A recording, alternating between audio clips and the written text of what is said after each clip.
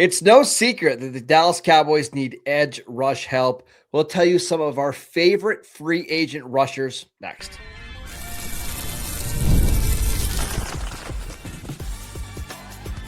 You are Locked On Cowboys, your daily Dallas Cowboys podcast. Part of the Locked On Podcast Network, your team every day. Welcome back to the Locked On Cowboys podcast. We'd like to thank you for making us your first listen every single day. We are part of the Locked On Podcast Network.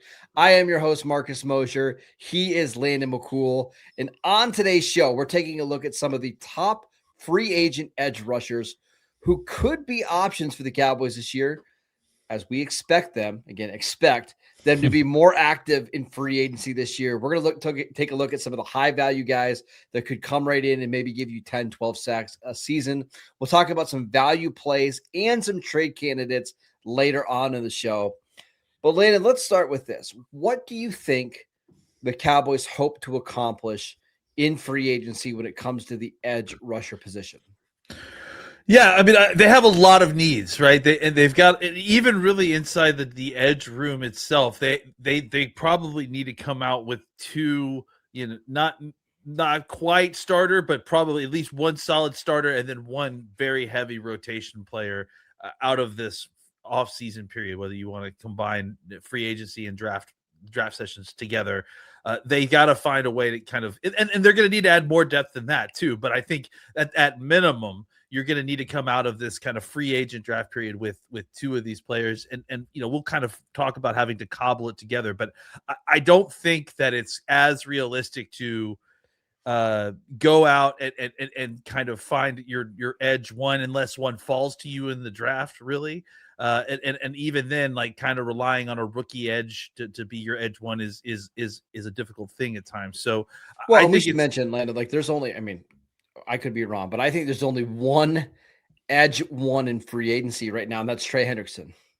Yeah, and I think there's going to be a hefty kind of bidding war for him for sure. And I think the rest of the guys, and we'll talk about the rest of them too, it's kind of more of a, there are going to be some teams that are going to try to squint, right, and try to make fetch work, as I keep saying, because they're gonna hope that they can throw a whole bunch of money at Odafe Oweh and Odafe Oweh and think that he could, maybe take a step and maybe become something more than he is. So I agree. I don't know that there is necessarily a lot of shopping for that guy on the open market this year, and the draft is what it is. Like, if you get a guy at the top, even if you love Ruben Bain, you may not expect him to come in and function in that way right away. So I think for the Cowboys, they have to lean in with what they've got with Ezra Raku and then kind of cobble together the rest of the pass rush plan with what's available in free agency and what they can get in the draft.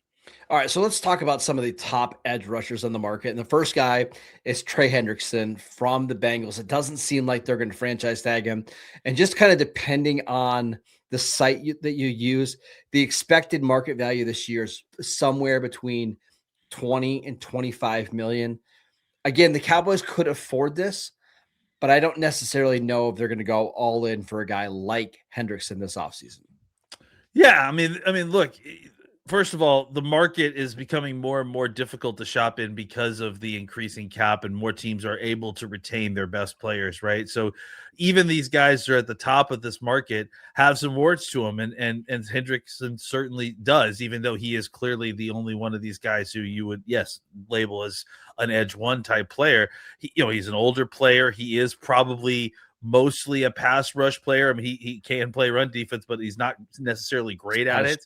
No. Yeah, that's for sure. And I think that you worry about, how long he's going to be able to maintain this level of production that he's put up for these last years. I mean, obviously last year was kind of a down year because of the injury stuff and because of everything that happened in the offseason with his contract. So just a guy that there's like a lot buyer beware, even despite the fact that he is definitely the top end guy, his age situation, the contract that he's going to command, all these are factors. And then just the kind of fact that he's not necessarily an elite athlete, as we've talked about. Once those guys kind of fall off or lose a step, they could really lose a step. So A little bit of nervous, but I mean, if you're going out to get a pass rusher, if you feel like you need to go get this guy to give you somebody that can give you 12 plus sacks if he can play a whole season, I think Hendrickson's definitely the guy that you would look to first for that kind of role.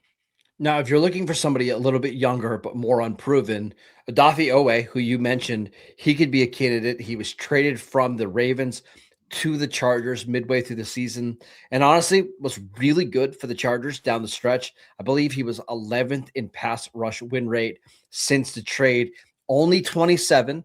Now, he's never played more than 700 snaps in a season, and he's always been a good starter, but not a great starter. Right now, Over the Cap is projecting him at $20 million per year.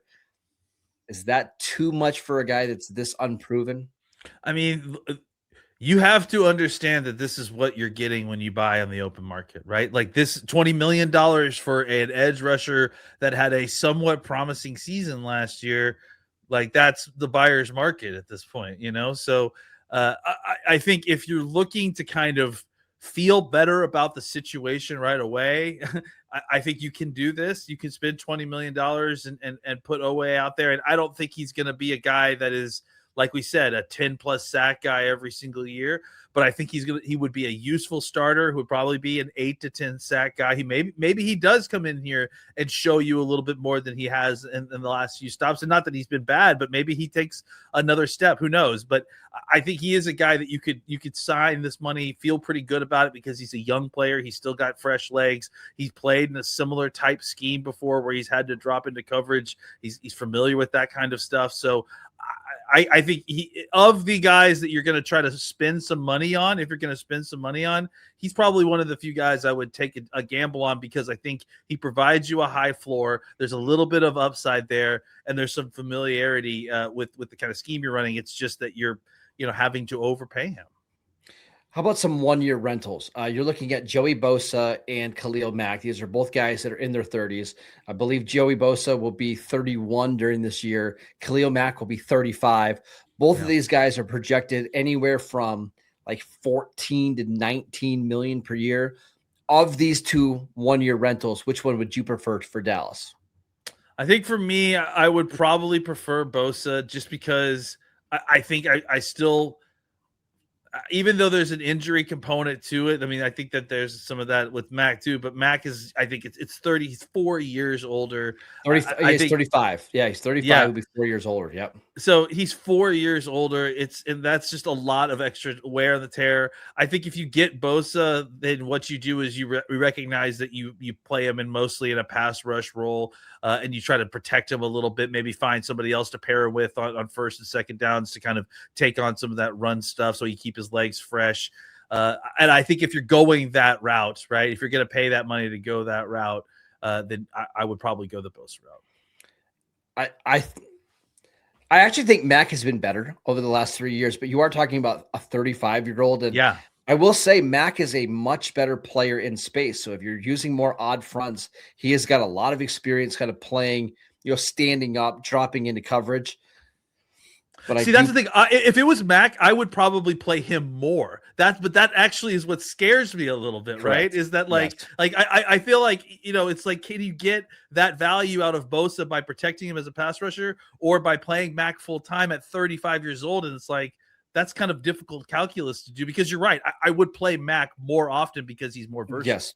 Yeah. One more name here that I wanted to mention, Jaelan Phillips, who the Eagles traded for at the deadline.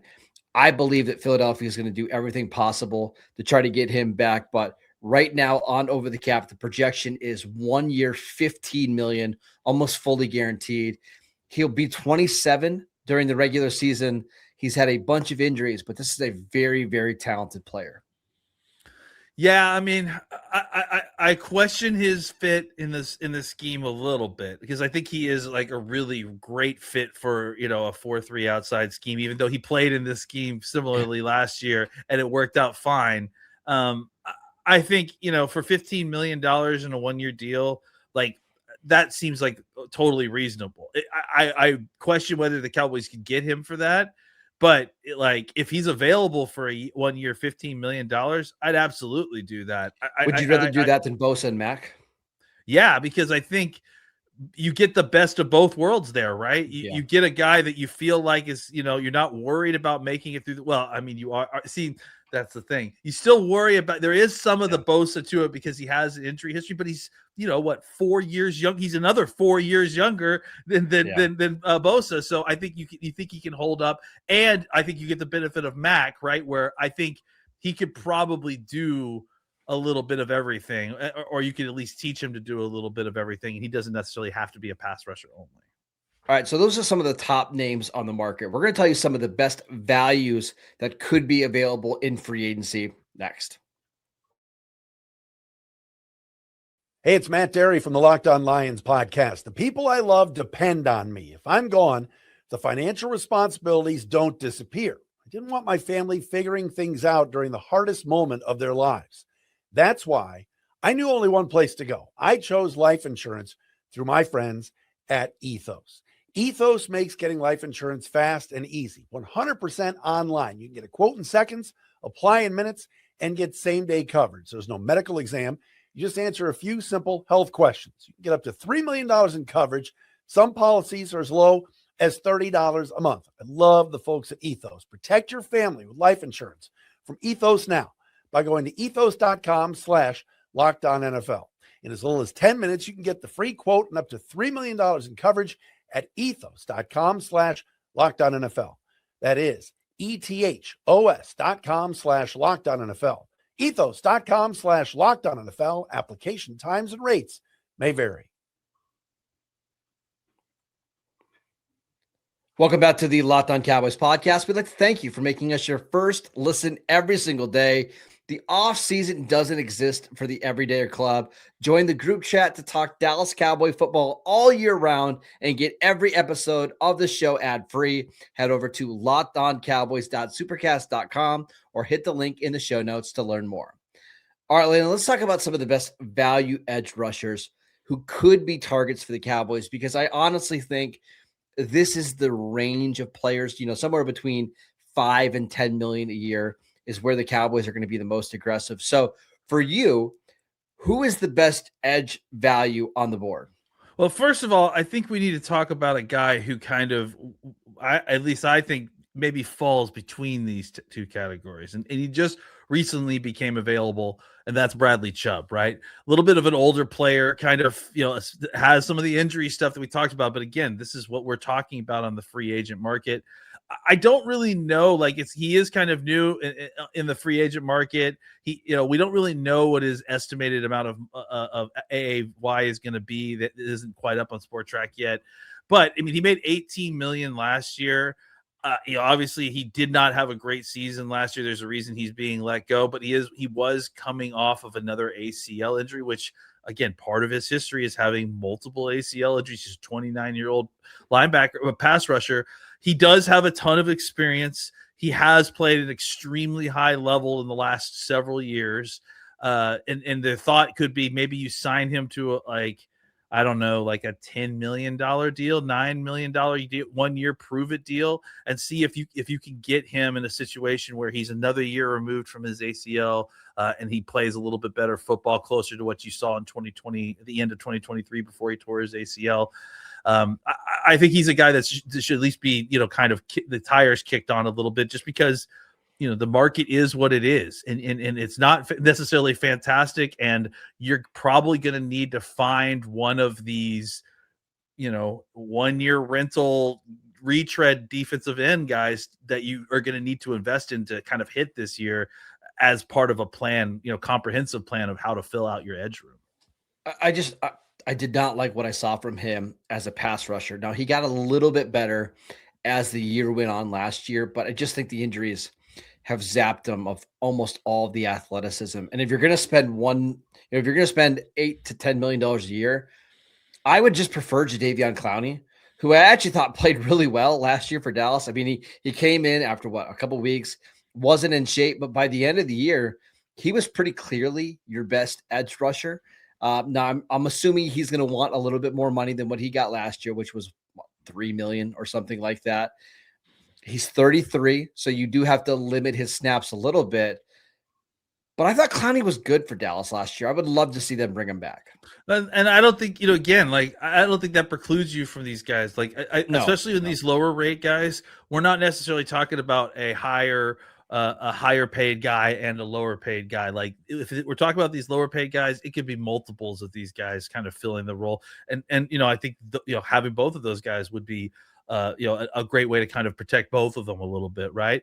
I think there's a couple other guys that I kind of circled on this list that, I mean, a little bit cheaper, but it really also depends on how you want to build this. Like, do you want to spend a little bit less money on a guy that's a pure pass rusher that can give you some juice on the edge just so you can secure that? Like, do you want to go and see if you can continue to get some good pass rush out of Kayvon Thibodeaux, who I think had a really good year this year, probably looking to make a little bit more money than he had last few years, but I think you could probably still get him for less than $9 million, and then you could figure out maybe some of the early down stuff, and at least maybe you've got some juice on the edge. I also am not opposed to bringing back a guy like Dante Fowler, right? Like, he played well last year. He continues to play well in these 1-year deals.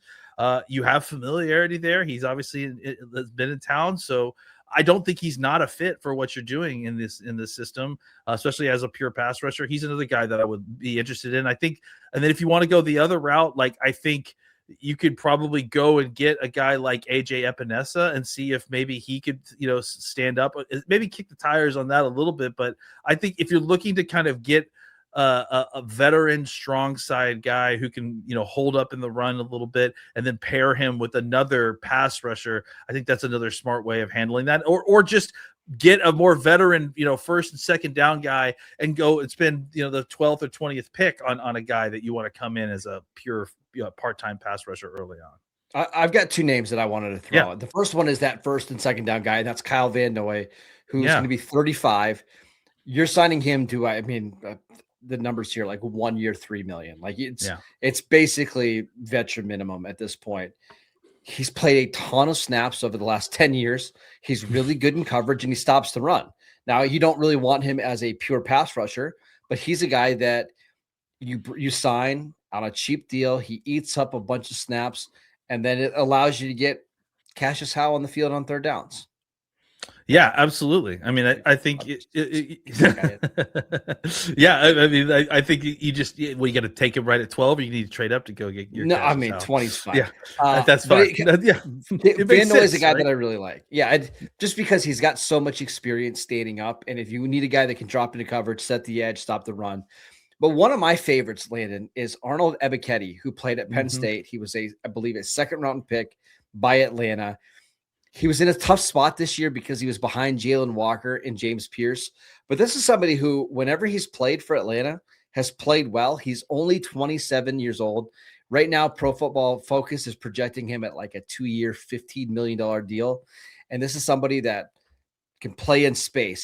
He played, as a 3-4 outside linebacker in Atlanta. The pass rush win rate stuff is all very encouraging. He's somebody that I would be willing to buy low on, kind of like the way the Cowboys did a few years ago when they brought in Dante Fowler. I think Ebiketie is somebody that you should keep an eye on. Yeah, I mean, you're going to need some of those guys, like guys that you buy low on and maybe hopefully just scout the market and hope that he hits because he's a good fit in what you're doing. And I do think that, finding these veteran guys to kind of play on first and second down cheaply. I mean, you mentioned Jadeveon Clowney, guys like that, right? It helps you go and spend some smart money on trying to find some upside plays at pass rusher, like you just mentioned. So I certainly endorse going that route, and then also obviously frees you up to go draft guys like your boy Cassius Howe if you want to at 20 overall. One more name that I know people have asked us about, Von Miller. He's 37. Again, another guy that's plenty of experience playing in space. He's looking at 1 year, $3-4 million. Again, I know that his play has really dropped off, but is he somebody that you're interested in at all as like a veteran to pair with Donovan Ezraku? Yeah, I mean, I think, in the same sense that we talked about, maybe to a lesser degree, the Bosa situation and like that, I think you could sign him, if maybe deal with him like you've been dealing with Fowler, right? Where you try to limit him to mostly pass rush roles, but he'll also do some early down stuff if you need him to. I think all these guys, like even if they're not what they used to be, that doesn't mean that they don't have value as part of a rotation. All right, let's talk about the top trade options. I mean, the big name is Maxx Crosby, but we got a couple other names that you should pay attention to. We'll get to them next. This episode is brought to you by Indeed. Workplace chaos, deadline stacking up, inbox overflowing, and the one position you have to fill is still sitting open. When the pressure's on and you need the right hire, this is a job for sponsored jobs. Indeed sponsored jobs help you reach the people who actually fit what you're looking for: skills, experience, location. So you're not just hoping that the right candidate stumbles across your post. And here is a stat that says it all. In the minute I've been talking to you guys, companies like yours made 27 hires already on Indeed, according to Indeed data worldwide. So if you're hiring, spend less time searching and more time interviewing candidates who check all of your boxes with Indeed sponsored jobs. So spend less time searching and more time actually interviewing candidates who check all of your boxes with less stress, less time, and more results. When you need the right person to cut through all the chaos, this is a job for Indeed sponsored jobs. And listeners of this show get a $75 sponsored job credit to help get your job the premium status that it deserves at Indeed.com/podcast. Just go to Indeed.com/podcast right now and support our show by saying that you heard about Indeed on this podcast. Indeed.com/podcast. Terms and conditions apply. Need to hire? This is a job for Indeed sponsored jobs. This episode is brought to you by FanDuel. If you ever wanted to experience the NBA Finals live and in person, FanDuel is going to hook you up. FanDuel is giving you the chance to turn that dream into a reality with their NBA sweepstakes. And here's how it works. Use your profit boost on any NBA future, and you'll automatically be entered for a shot to win an NBA Finals trip for two. That's right, flights, tickets, the entire experience. If you're already looking at the board now that we're post All-Star break and thinking about which teams can make a deep run, this is the perfect time to lock in. I love betting on the futures market. I like betting on who's going to win the divisions, who's going to come out of each conference, and it's all available on FanDuel. So visit FanDuel.com to get started and use your profit boost on an NBA future and get entered for your chance to win a trip to the NBA Finals. Play your game with FanDuel, the official sports betting partner of the NBA. Welcome back to the Locked On Cowboys podcast. We'd like to thank you for making us your first listen every single day. Landon, if the Cowboys don't make a big splash in free agency, who are a couple names that they could trade for to address their edge rush need? Well, obviously the big name is Maxx Crosby, and we've been talking about it as because it's been in the kind of air around us, and certainly been talked about by a lot of other broadcast organizations. And look, we've talked about the pros and cons here quite a bit.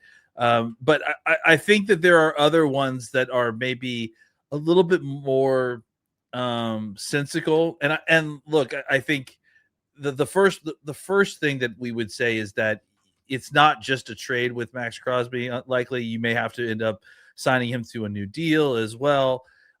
There's obviously some downside to the kind of all the snaps that he's had and how that would and how he would fit in your system. So it's not as clean and it's not as necessarily cut and dry as it just being a case of a contract situation. There are some other elements there that kind of make it a little bit less appetizing than it was maybe at the trade deadline last year.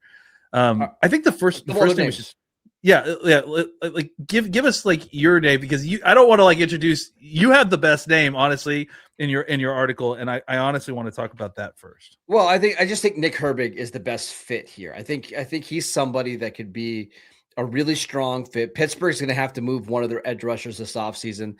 He wants to be a full-time starter. He wants a new contract. And I think the Cowboys are a team that would make a lot of sense.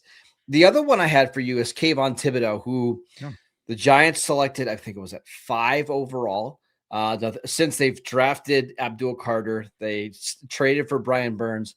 And the reason I bring up Thibodeaux is because we know how much the Cowboys front office likes to come back to their pre-draft grades. Yeah. And our guy, Katie Drummond over at Cowboys Wire, did a really good job of zooming in on Jerry Jones when he was showing the draft board after that 2022 draft. And the Cowboys had Kayvon Thibodeaux as their number 1 player in that class. It would not shock me if they go back to their pre-draft evaluation and try to buy low on him. Yeah, and like it wouldn't. Obviously, we've seen in division trades before. The Cowboys have executed a couple, even recently with the Eagles, and so it wouldn't be absolutely shocking. Now, I think Thibodeaux is he's obviously been really up and down, and there's a reason that he's the odd man out here. I think as the years kind of wore on a little bit, he played a little bit better football, but obviously there were huge expectations. I mean, honestly, it's not unlike what they are experiencing with Andre Carter to some degree, right? So it is interesting that he would be available, because to me, having those 3 defensive, those pass rushers kind of has been a real benefit for them. But if he is available, I think, it comes with a caveat emptorum of its own, because he has been kind of up and down with the Giants. And the question still remains, what, is it simply a trade and then let's wait and see, let's see how you kind of play things out?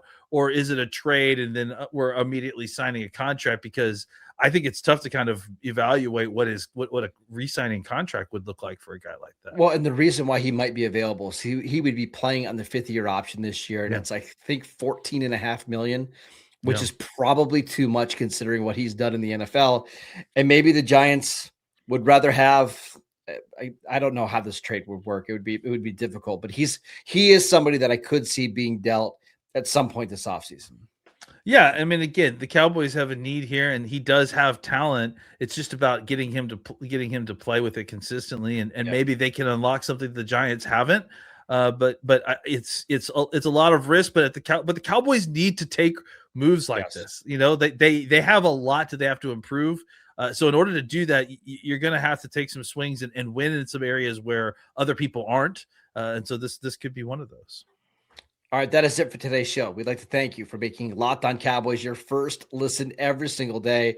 We also have bonus episodes coming out now every day, Monday through Friday, 10-minute shows. We're going to talk about George Pickens and some of the expectations that we have with his contract and the franchise tag. So make sure you guys are on the lookout for that. And if you never miss an episode, the Everydayer Club is built for you.